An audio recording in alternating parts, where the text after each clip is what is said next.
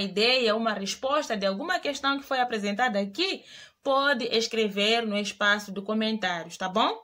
Então, vamos para a primeira questão. O nosso colega procura saber em que tipo de aula nós podemos usar o trabalho aos pares. Mas primeiro vamos lembrar, né? Quais são os tipos de aula que nós estudamos?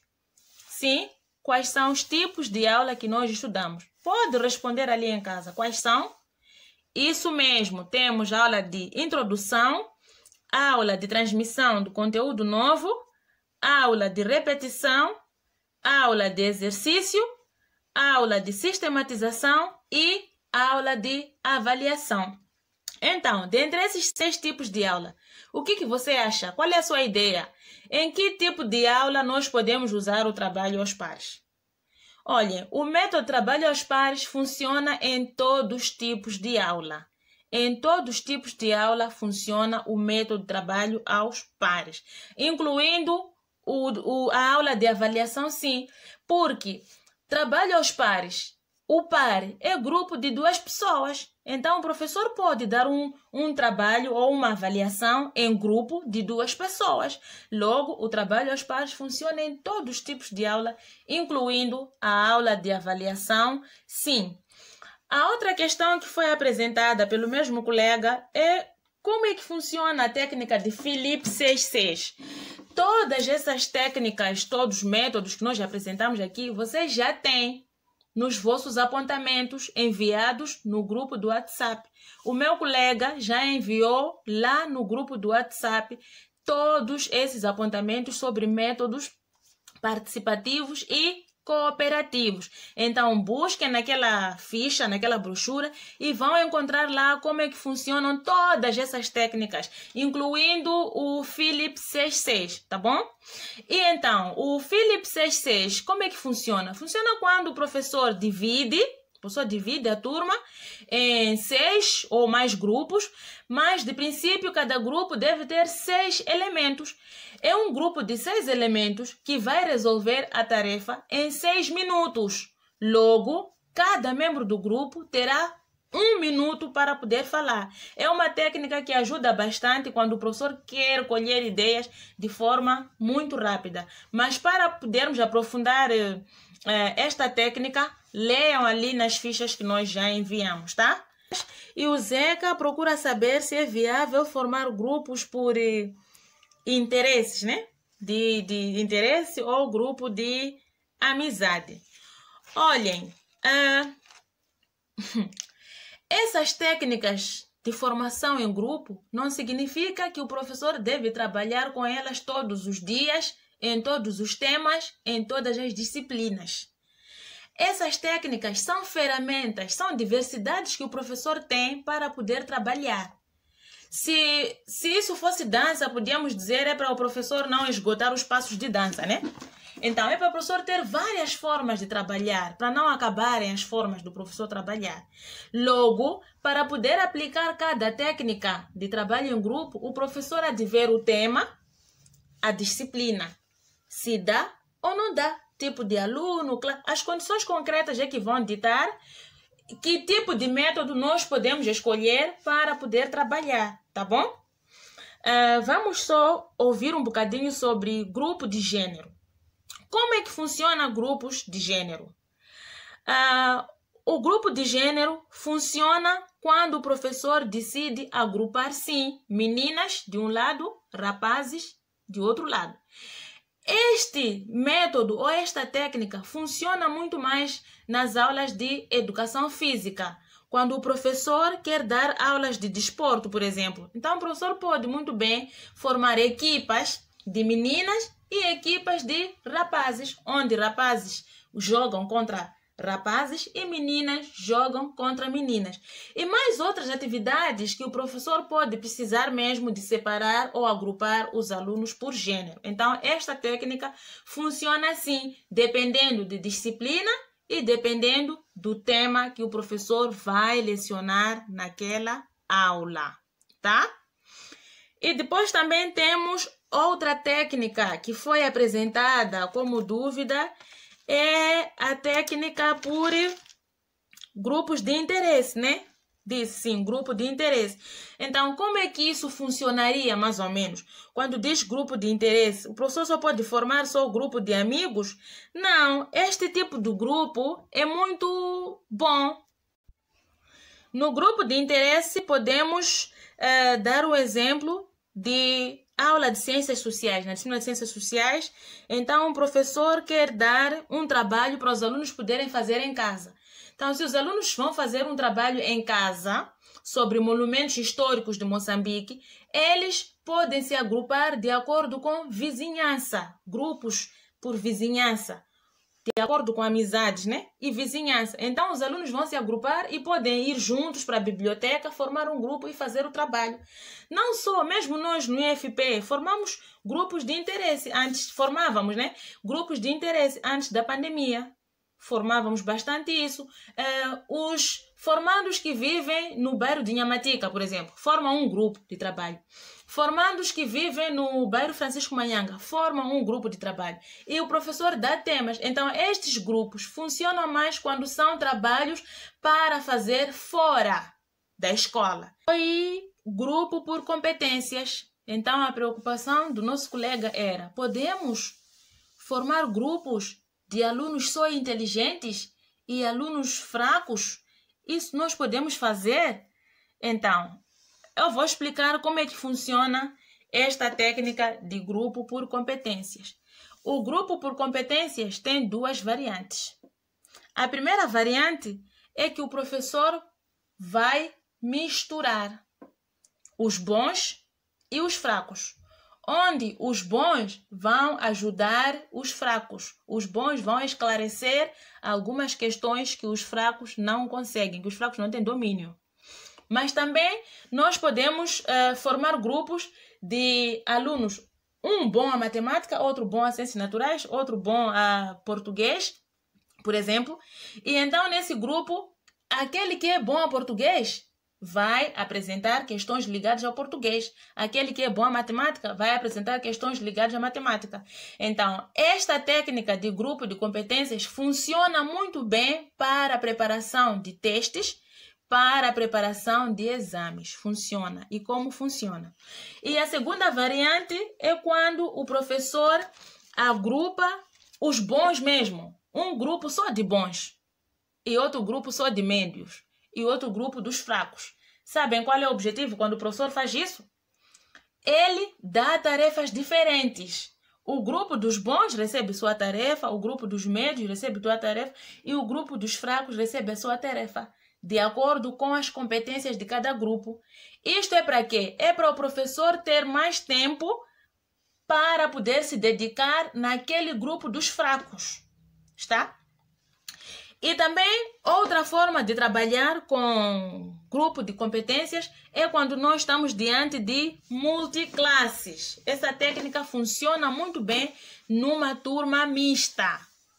Lembram-se, né, que nós já falamos de turmas mistas, né? Ou classes mistas. Como é que funciona isso de classe mista? É quando numa sala nós temos alunos da primeira classe e temos alunos da segunda classe, com um único professor.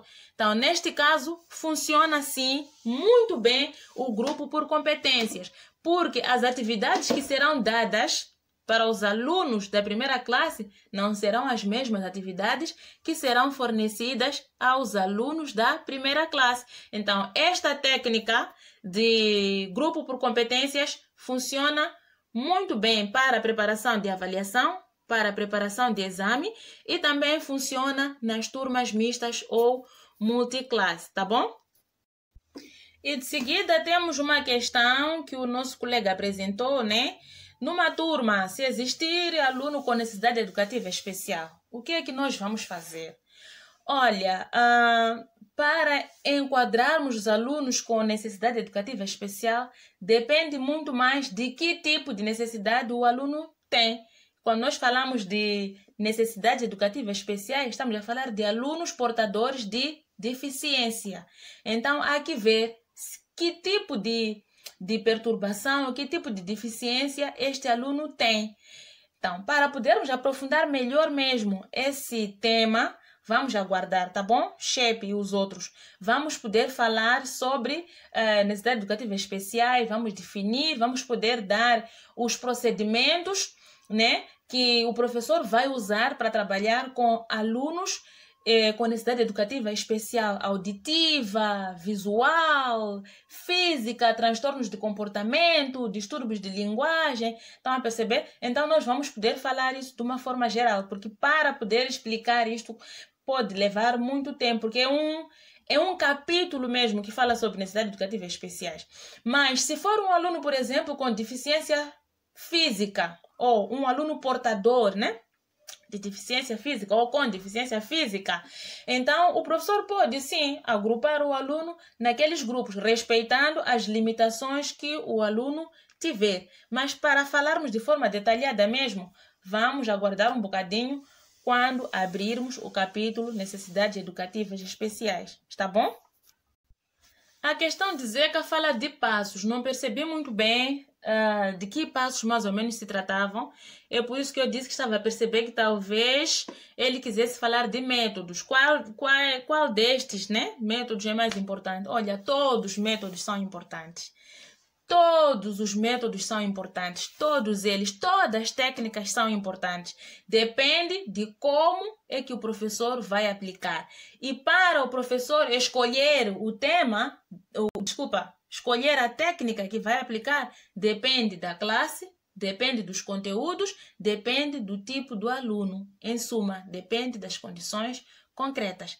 Então, nesse assunto de escolha de técnica, escolha de métodos para poder mediar o processo de ensino-aprendizagem, entra em cena a relação que existe entre conteúdos, métodos e objetivos. Então, dependendo dos objetivos que o professor tem por alcançar, dependendo do tema e da classe que o professor vai lecionar, então aí está a escolha do método.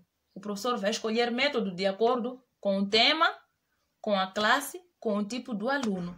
Só assim é que vai funcionar de melhor forma. É por isso que não existe um método muito mais importante do que o outro. Todos os métodos de ensino são importantes, dependendo das circunstâncias, tá? Vamos à questão da colega que procura saber se oferecer doces para o aluno quando acerta é motivação ou não é? Bom, isso motiva. Motivar os alunos, isso motiva muito bem. Pode sim ser uma motivação. Mas esta motivação tem um porém. Esta motivação tem uma coisa que não está boa. Sabe qual é? É que se o professor oferece doces para o aluno que acerta, ele deve garantir que todos os dias ele terá doces para oferecer todos os alunos que acertarem. Porque no dia que o professor não trazer doce, os alunos não vão participar. Então, os alunos só vão participar em troca de doce. Então, é um tipo de incentivo que, pronto, não é muito bom, né? Se o professor quiser oferecer doces, ele pode fazer tipo competição, assim, grupo de leitura, não sei o quê. Então, aquele que for a ler melhor, competição ou Olimpíadas, né? Ou jornadas de leitura, Olimpíadas de leitura, jornadas, qualquer coisa assim. Tipo um pequeno concurso, assim, de leitura. Então, quem ganha aquele concurso recebe doce. Talvez assim pode funcionar. Mas, acertou, toma doce. Acertou, toma doce.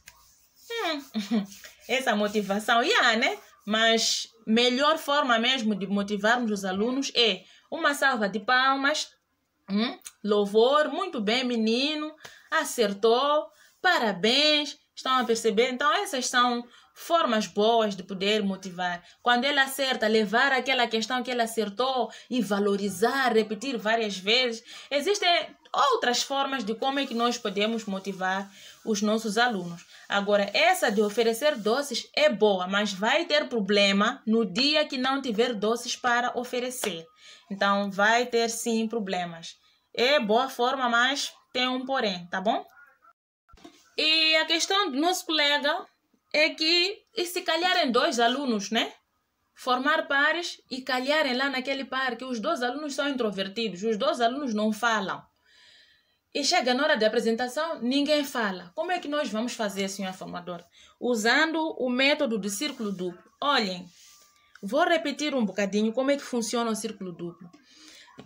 Perdão. No círculo duplo, quando é formado aquele par, o par não é estático, não é constante, não.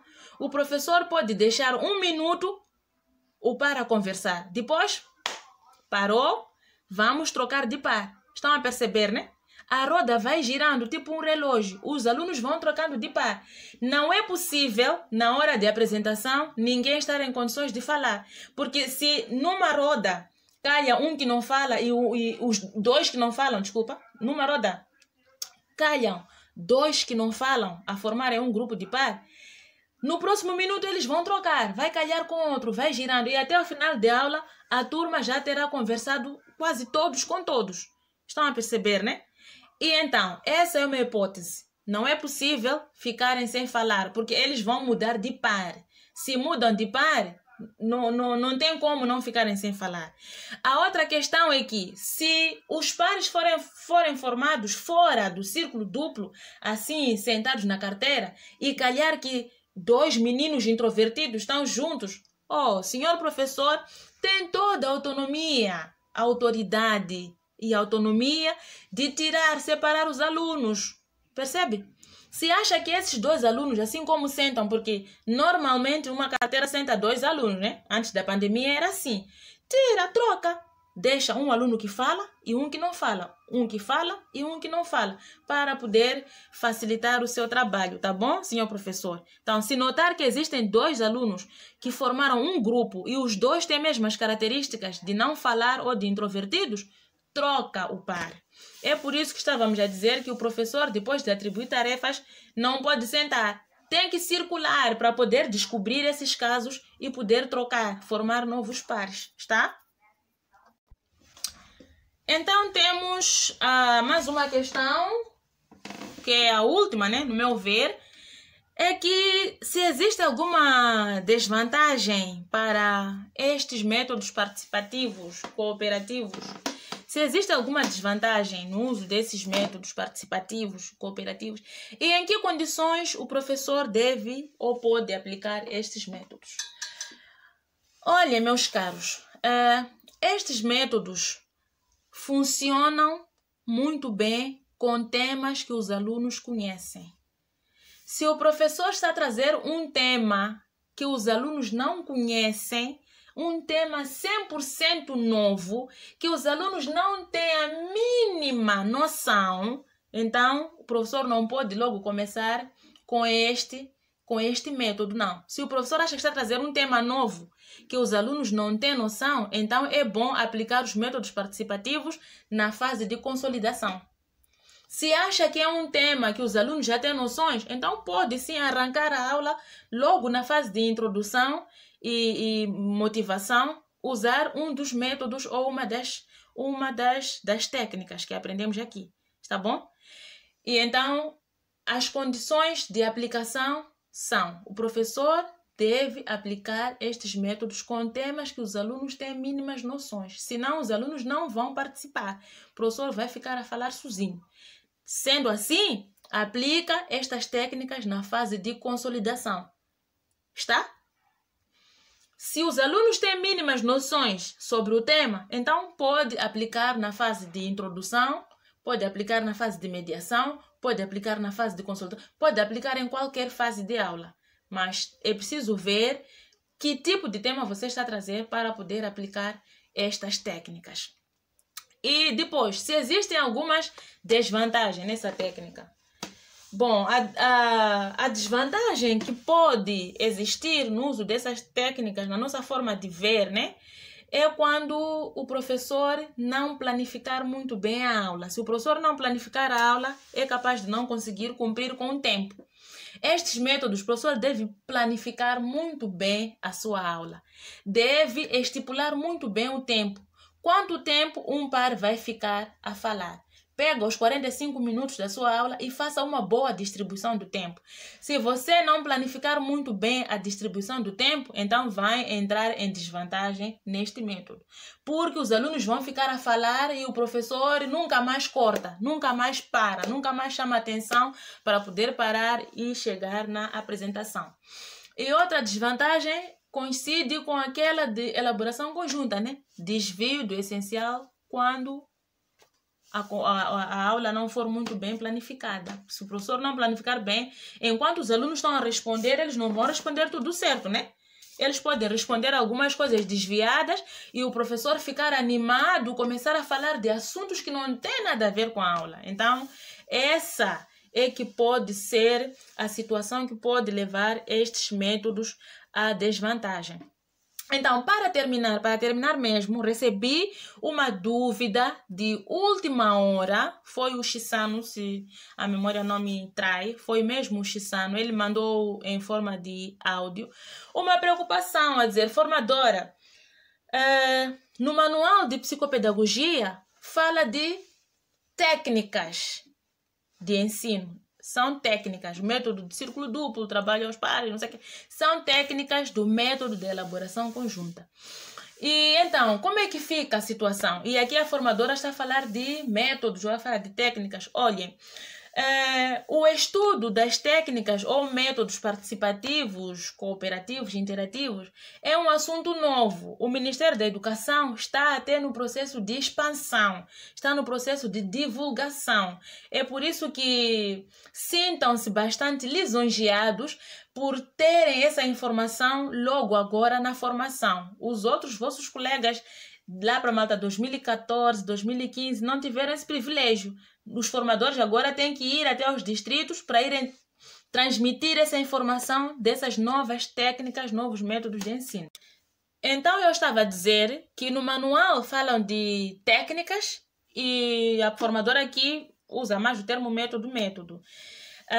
Nós nos baseamos no guião para fazer os slides. O guião fala de métodos, todo ele. Fala métodos de trabalho aos pares, método círculo duplo, método participativos e cooperativos. Porém, no manual de psicopedagogia, usa o termo técnica. Então, independentemente de se usar o termo técnica ou o termo método, o mais importante é que vocês devem aplicar isto na sala de aulas. Achamos que depende mais ou dependeu mais da abordagem e do autor. Então, há de ver isso. Em alguns manuais vão aparecer métodos, como no caso do guião prático de métodos participativos, chama mesmo método de círculo duplo, método de trabalho aos pares, e no manual de psicopedagogia estão lá técnicas.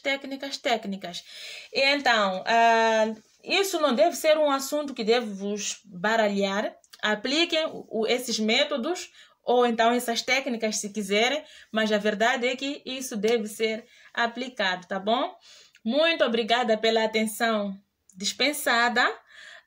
Na próxima aula, vamos continuar a falar sobre descrição e caracterização de outros métodos de ensino e ou técnicas de ensino participativo e cooperativos.